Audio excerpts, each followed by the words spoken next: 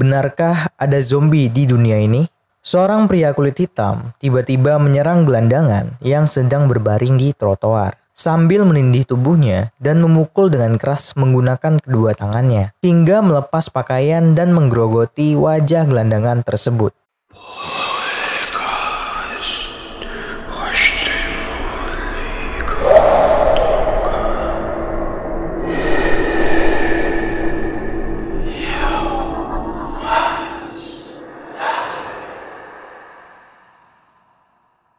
Oke, jadi gini ceritanya. Rudy Eugene lahir pada 4 Februari 1981 di Florida. Orang tua Rudy ini bercerai beberapa bulan setelah Rudy lahir. Rudy pun tumbuh besar bersama ibunya sejak kecil. Sedangkan ayahnya meninggal ketika Rudy berusia 6 tahun. Menurut kerabat dan temannya, Rudy ini menjalani kehidupan yang biasa saja. Rudy ini sekolah di Miami Beach High School pada akhir 1990-an. Dan menjadi salah satu anggota tim sepak bola sekolah. Setelah lulus SMA, Rudy tidak melanjutkan sekolahnya, tetapi dia mencari nafkah dengan bekerja paruh waktu. Pada tahun 2005, Rudy berusia 24 tahun pada saat itu.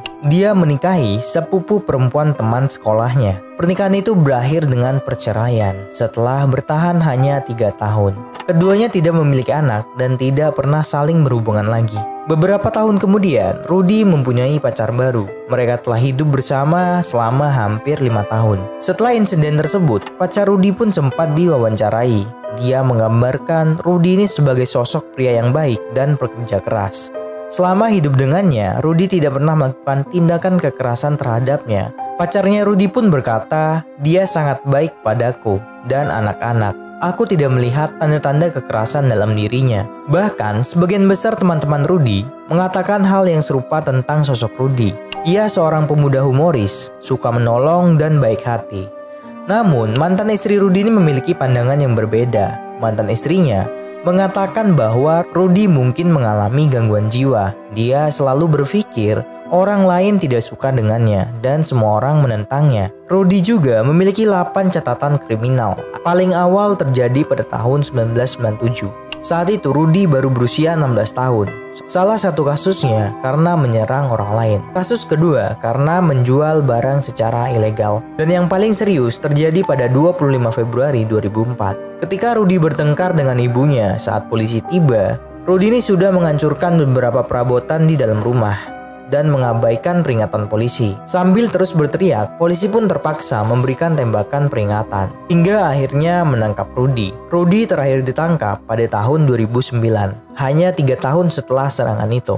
Jadi dari sini kita menyimpulkan kepribadian Rudy. Dia bukanlah orang yang benar-benar baik dan bahkan punya kecenderungan kekerasan. Ia hanyalah orang biasa dalam lingkungan sosial. Setelah insiden tersebut, polisi ini mengumpulkan informasi melalui CCTV di sekitar dan kesaksian beberapa saksi mata. Pada 26 Mei 2012 jam 02.00 dini hari, Rudy dan pacarnya berada di rumah mereka di Miami Gardens, Florida, Amerika Serikat. Menurut pacarnya, saat itu Rudy terlihat sangat aneh. Dia dengan panik mengobrak-abrik pakaian mereka sebelum mengatakan dia akan pergi jauh ke rumah seorang teman di barat laut Miami.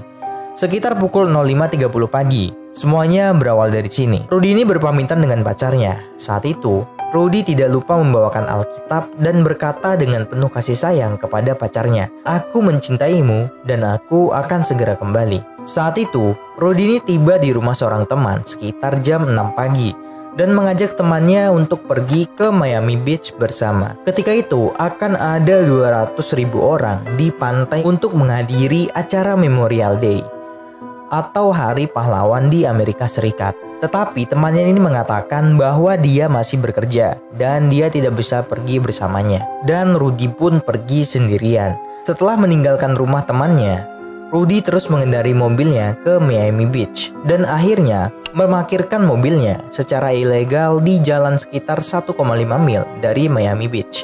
Mungkin karena kendaraan mogok dan tidak dapat menyala. Mobil itu kemudian diderek oleh polisi. Rudy ini memulai perjalanan pulangnya menjelang siang hari setelah mengikuti aktivitas di Miami Beach. Dia berencana untuk kembali ke kota melalui Jalan MacArthur Causeway. Jalan ini memiliki total panjang 3,5 mil yang dapat digunakan oleh pejalan kaki, sepeda, dan kendaraan. Pada saat itu, akal sehatnya mulai setengah sadar. Dalam perjalanan dari pantai ke jalan lintas, dia berjalan sambil melepas pakaiannya. Saat berjalan di sepanjang jalan, Rudy pun bertemu dengan gelandangan bernama Papo yang sedang menikmati keteduhan di bawah pohon. Dengan kondisi jiwa Rudy yang mulai tidak normal, Rudy ini mendekati Papo dan menyerangnya. Rudy dan Papo ini tidak punya hubungan apapun sebelum insiden tersebut. Beberapa laporan ditemukan bahwa kedua pria tersebut pernah bertemu di acara amal sebelumnya. Namun tidak ada cukup bukti untuk membuktikan bahwa ada yang mengenali Papo pada saat penyerangan itu. 2 hari sebelum penyerangan itu, staf dan program bantuan tunawisma Miami menemukan Papo dan menawarinya layanan sukarelawan. Tetapi Papo ini menolak bantuan tersebut dan memilih untuk tetap menjadi tunawisma di jalanan. 2 hari kemudian, ia malah menjadi korban serangan yang mengerikan di Amerika Serikat itu. Kamera CCTV menunjukkan bahwa serangan itu terjadi sekitar pukul 14.00 waktu setempat. Saat itu, kamera menangkap Rudy yang berjalan tanpa busana di jalan dan bertemu Papo yang sedang beristirahat di bawah jembatan penyeberangan. Di kamera CCTV terlihat samar-samar Rudy mulai menyerang Papo setelah sempat berdebat. 1 menit kemudian, kamera pengawas menunjukkan Rudy mengangkat Papo tinggi-tinggi lalu menghempaskannya dengan keras ke trotoar dan membuat Papo tergeletak di tanah tak berdaya. 5 menit kemudian, dengan kasar merobek pakaian Papo dan secara bertubi-tubi dia menggigit wajah Papo sedikit demi sedikit, mengunyah dan memuntahkan serpihan dagingnya, kemudian terus menggerogoti dengan kepala tertunduk. Pada menit ke-8, ada seorang pengendara sepeda melambat dan melewati keduanya. Tak lama kemudian, lalu sebuah mobil berhenti di samping keduanya, kemudian buru-buru pergi. Semenit kemudian, pengendara sepeda lain lewat. Ketiga saksi ini menelpon 911 dan mengabarkan insiden tersebut. Pengendara sepeda pertama bernama Larry Vega dari New York. Dalam wawancaranya, dia menggambarkan Rudy sebagai zombie seperti film zombie di dunia nyata. Dia menyaksikan langsung bagaimana Rudy menggigit telinga dan hidung Papo. Setelah menyaksikannya sendiri serangan brutal itu, Larry langsung memutuskan untuk pindah dari Florida. Saksi kedua adalah seorang ayah dan 3 anak. Dia mengatakan dalam laporan bahwa seorang tunawisma menggigit orang lain sampai wafat. 18 menit kemudian, mobil polisi pertama tiba di lokasi kejadian.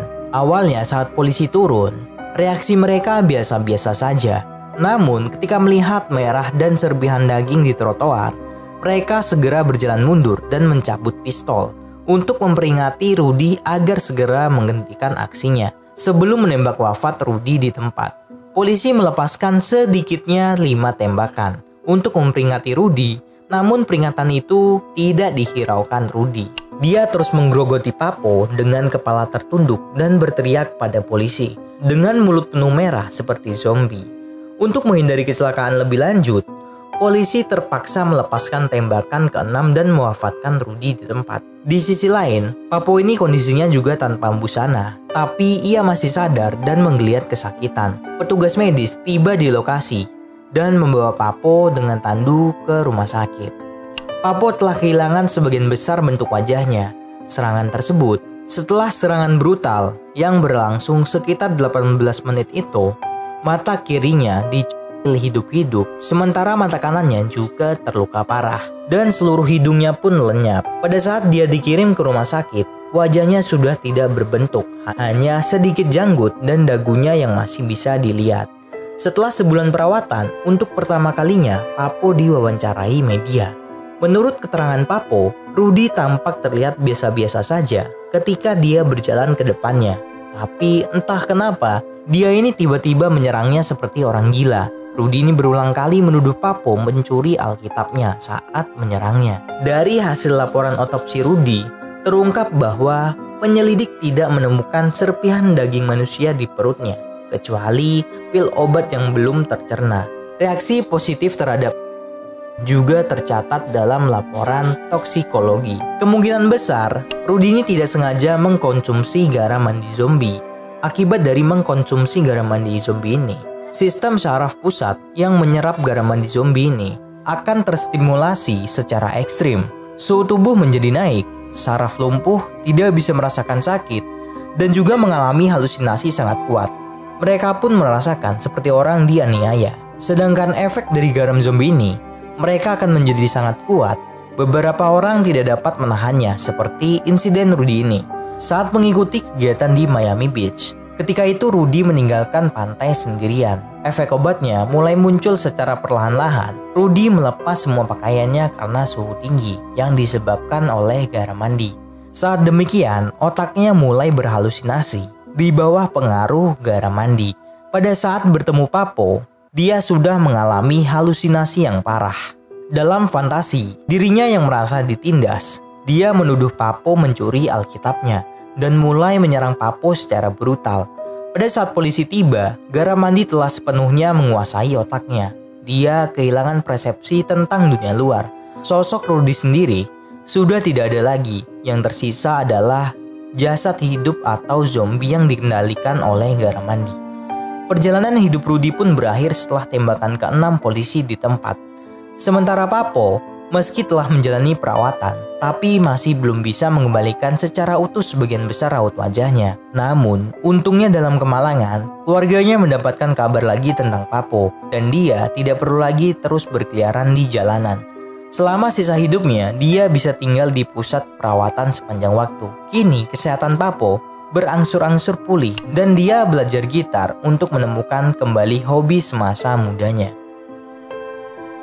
Bayang, itu baru 1 orang ya yang mengkonsumsi garam mandi zombie.